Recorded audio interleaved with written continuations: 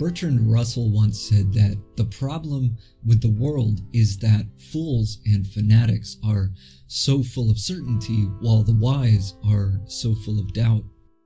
And I see this all the time in our culture, in our society, people talking with such a sense of certainty about things which they really know little to nothing about.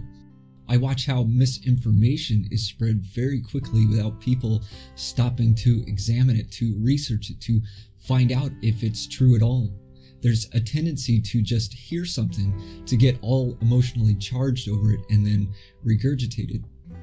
And it's often those who talk the loudest and most frequently who seem so self-assured in what they're saying, but who really have no idea at all what they're talking about. And if you have two people debating publicly, and one has that sense of certainty and the other doesn't, our tendency is to side with the one who seems most confident, even though that confidence is often actually something more like arrogance, which is a false confidence. And then we tend to repeat what they've said with the same false confidence.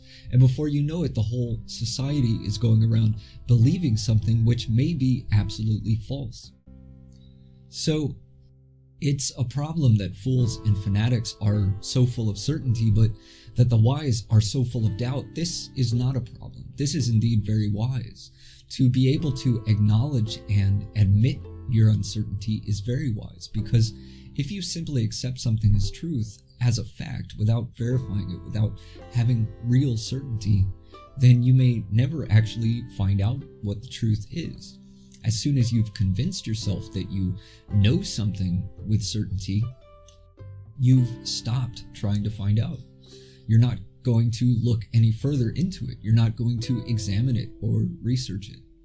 In fact, if underneath that false sense of certainty there is even the slightest doubt, it's likely you're going to avoid looking into it because you've already established your opinion, your viewpoint, and the ego is invested in all of that. And if it turns out that you're wrong, then that's going to destroy your credibility, your pride, your sense of superiority, or whatever it is that you're getting out of thinking that you know it all.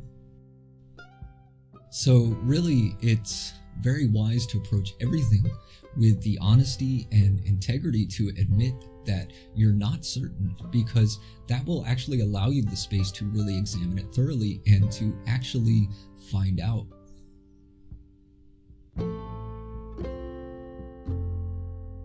If you find this content valuable, don't forget to like, share, and subscribe.